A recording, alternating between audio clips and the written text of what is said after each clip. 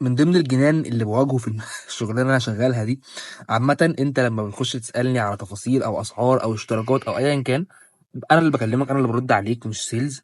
ولكن بحب احسسك ان ايه، انت مش مجرد يعني كلاينت عابر. عامة حتى لما قبل ما تشترك، مش بعد ما تشترك كمان.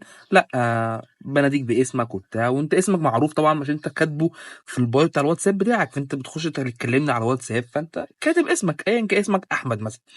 ازيك يا احمد، عامل ايه وبتاع. لو عندك اي مشكله طب بتواجهك قبل ما تشترك معايا، خد التفاصيل هنا لو انت عندك اي سؤال. فايه المهم يعني ان انا بناديك باسمك، مش بناديك الا طبعا لو انت مش كاتب اسمك، بس بنسبه 99% منا كلنا كاتبين اسمنا على الواتساب. ف لسه من شويه فواحد برضه كذلك، مش يعني ايا كان البلد اللي هو منها، مش هقول البلد اللي هو منها يعني، بس هو مش من مصر.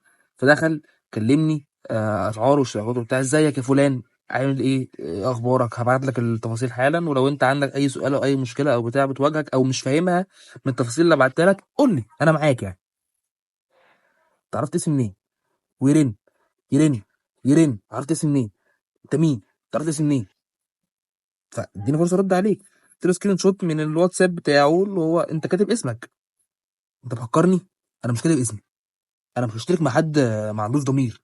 انا مش هشترك مع حد مش عارف ايه، ويشتم ويغلط وبتاع. طب ليه؟ طب انا عملت لك وبلوك. انت بتديني فرصه ارد يعني، انت بلكت انت يعني، انت اديني فرصه ابرر، اقول لك انا بعمل كده ليه. انا مش هاكر والله يعني، انت اللي كاتب اسمك وخدت له سكرين شوت يعني انت كاتب اسمك، اعمل ايه تاني طيب؟